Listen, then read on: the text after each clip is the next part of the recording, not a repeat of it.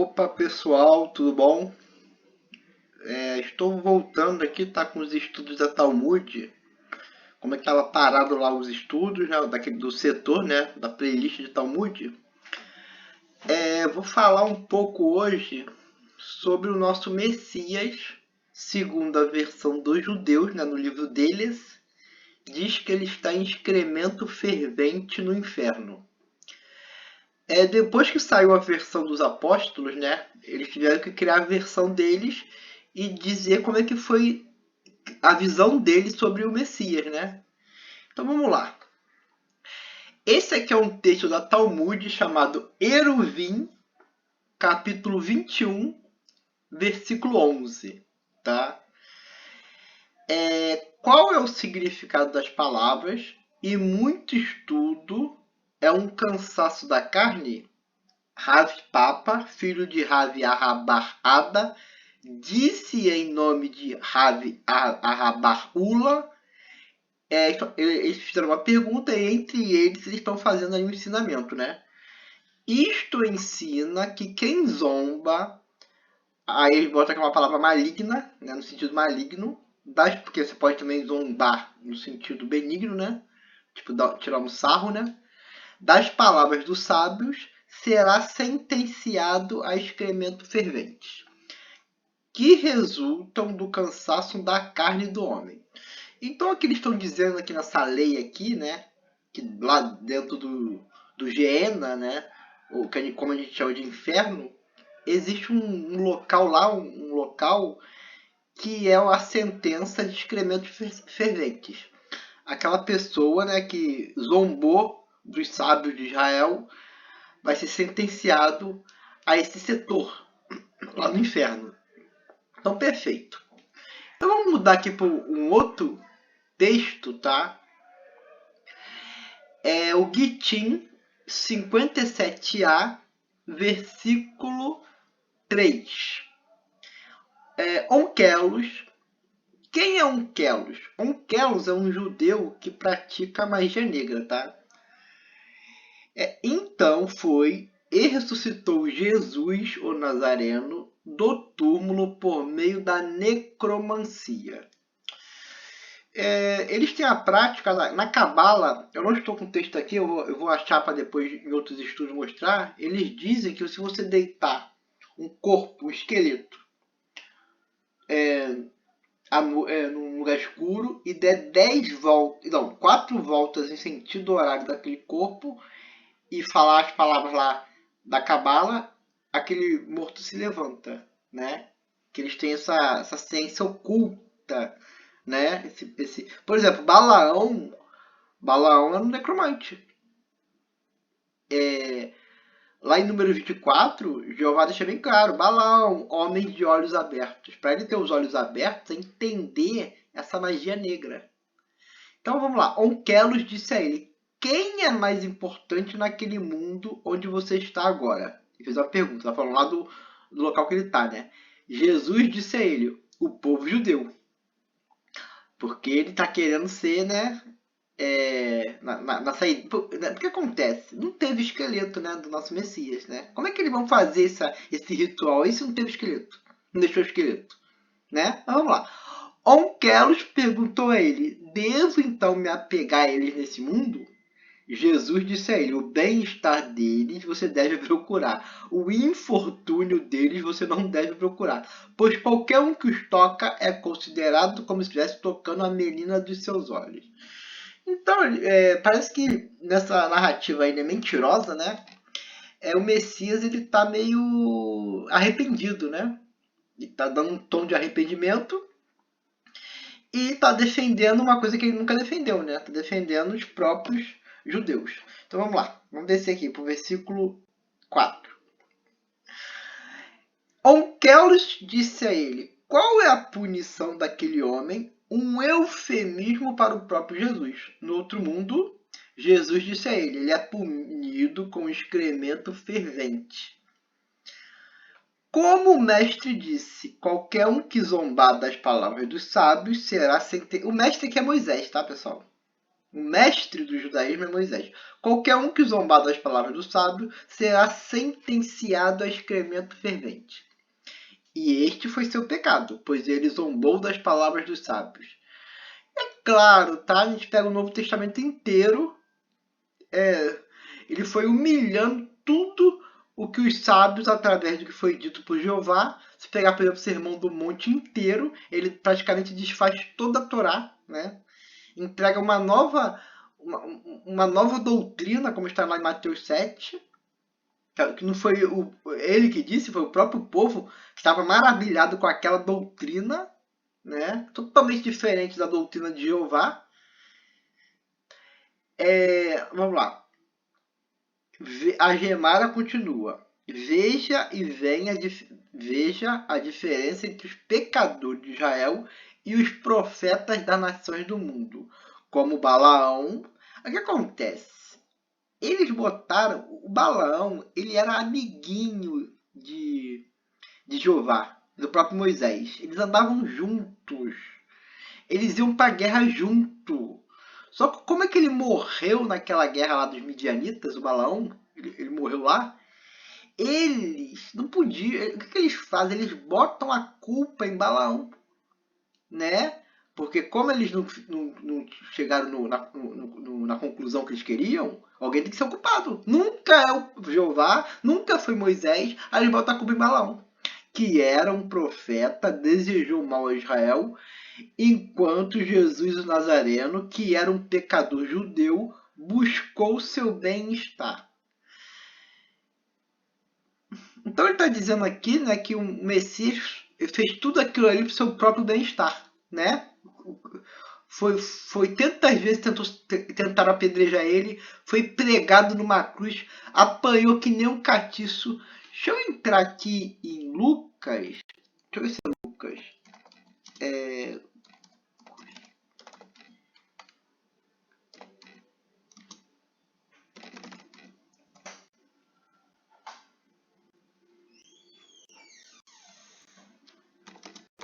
Ou é Marcos? Deixa eu ver aqui.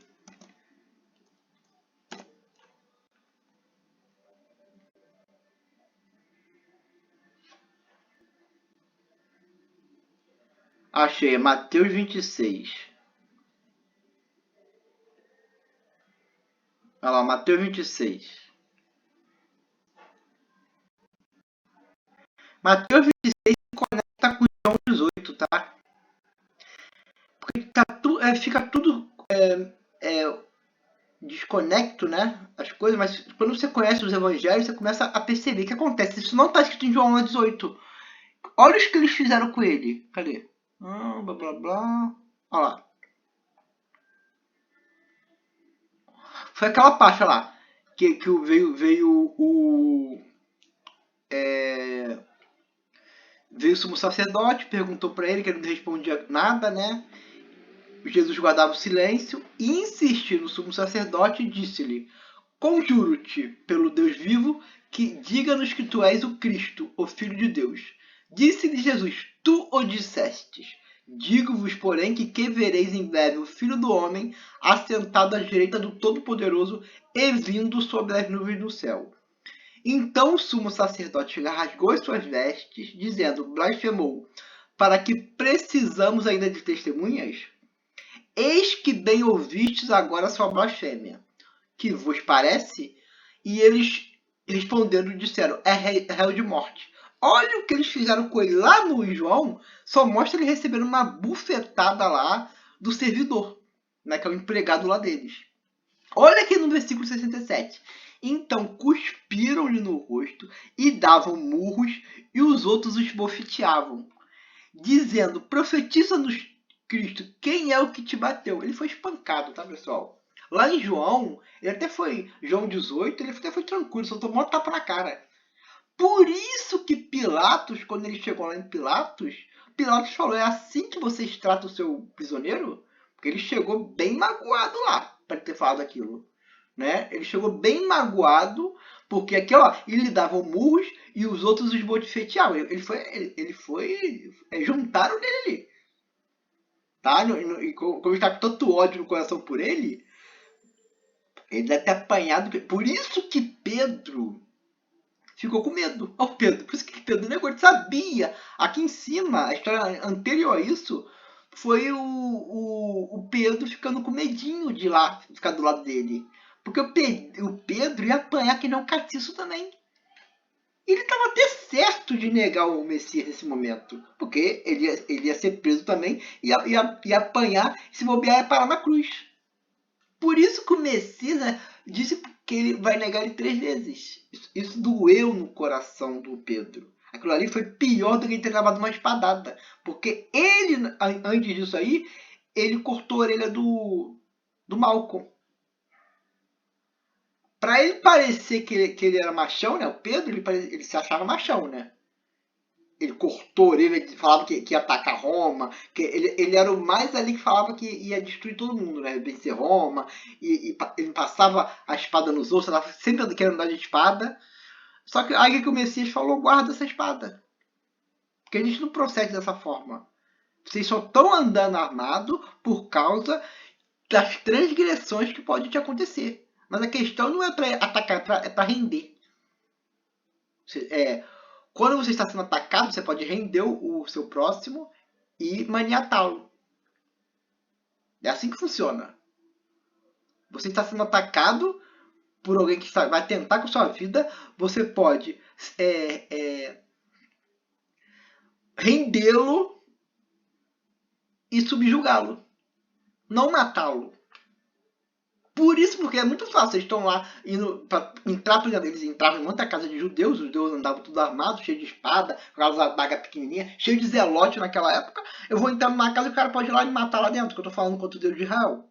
Por isso que ele mandava andar armado. Mas quando o Pedro atacou, ele falou, guarda essa espada. É para render quem te atacar, porque ele deixou bem claro lá.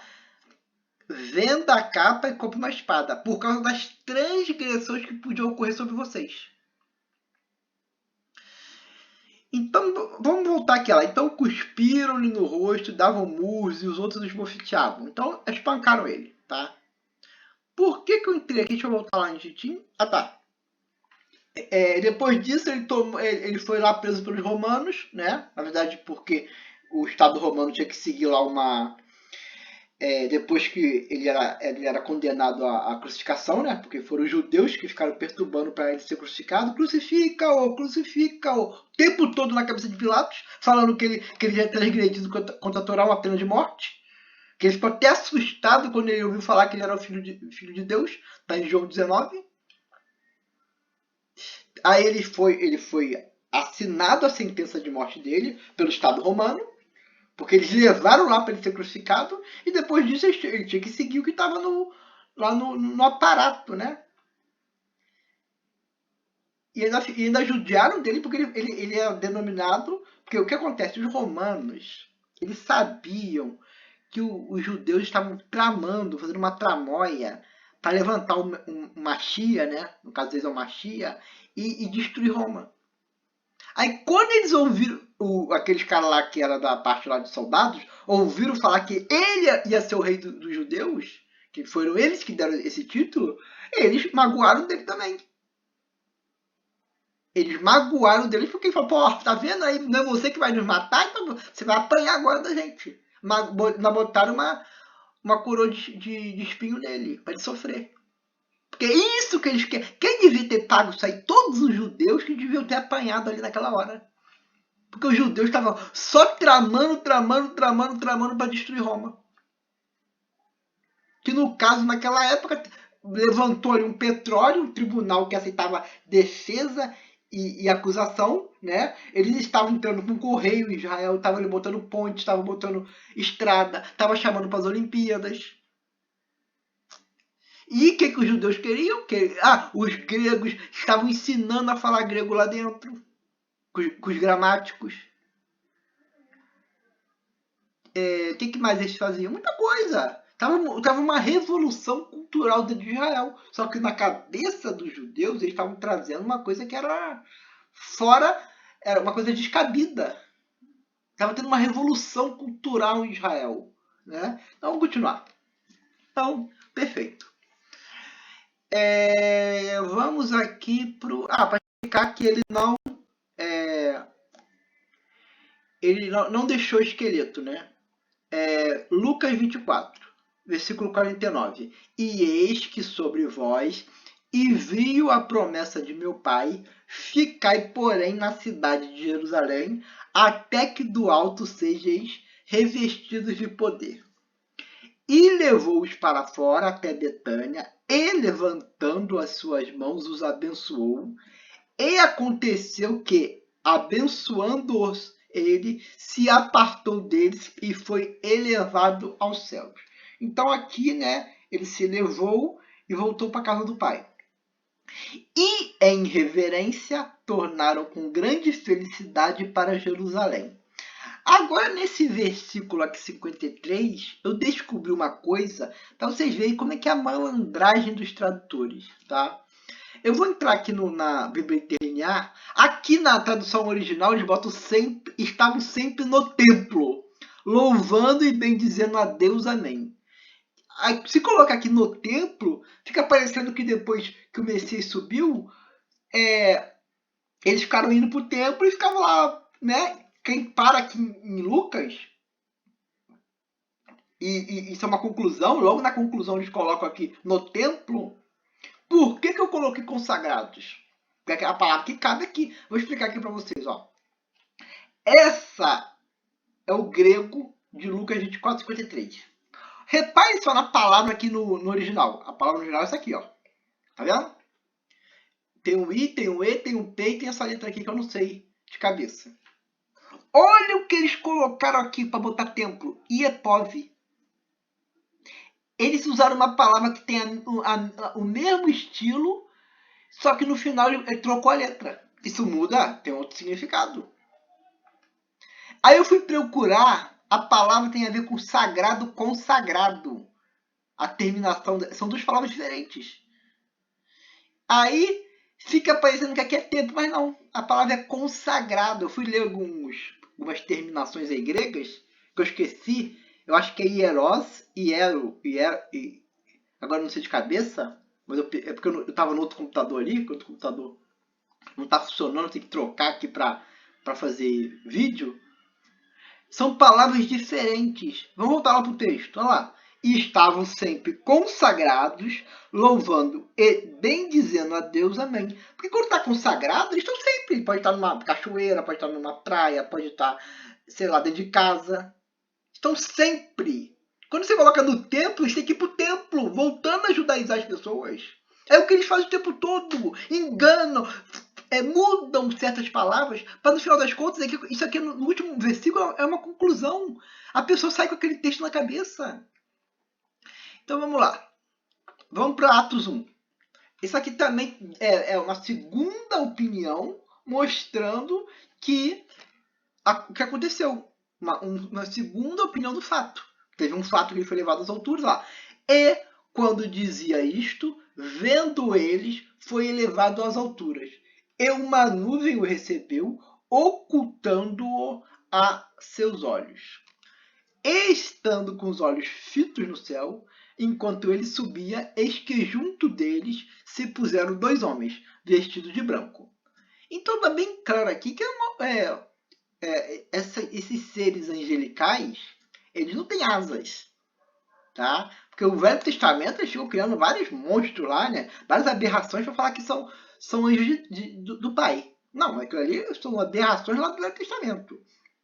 Pode ver que nós somos imagem e semelhança, até os anjos são parecidos conosco. Até porque nós caímos lá de cima, né?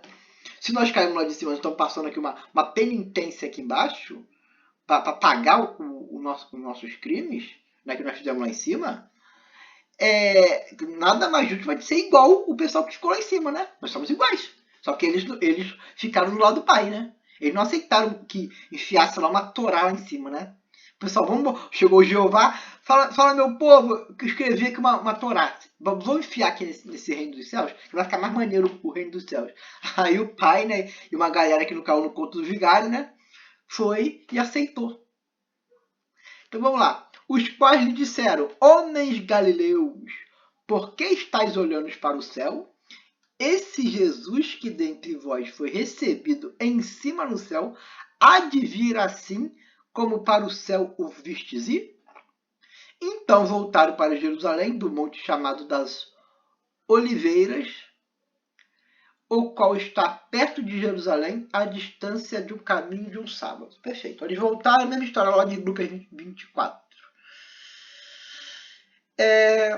Então, para voltar lá no Tratado de Gitim, né, que ele foi ressuscitado por necromancia do túmulo, só que para ter esqueleto, né, precisa o corpo ficar. Ele foi levado ao reino dos céus com o corpo dele. Até que ele precisa voltar para esse mundo, né? Como é que ele vai voltar sem corpo? Então, pessoal, é isso. Esse é o texto que eles falam que o nosso Messias pecou contra a Torá. Isso a gente concorda aqui em número, gênero e grau. Só que eles criaram uma narrativa fabulosa, como eles sempre fazem, para distorcer os fatos, que é o Evangelho, e, claro, dar a versão deles. É isso.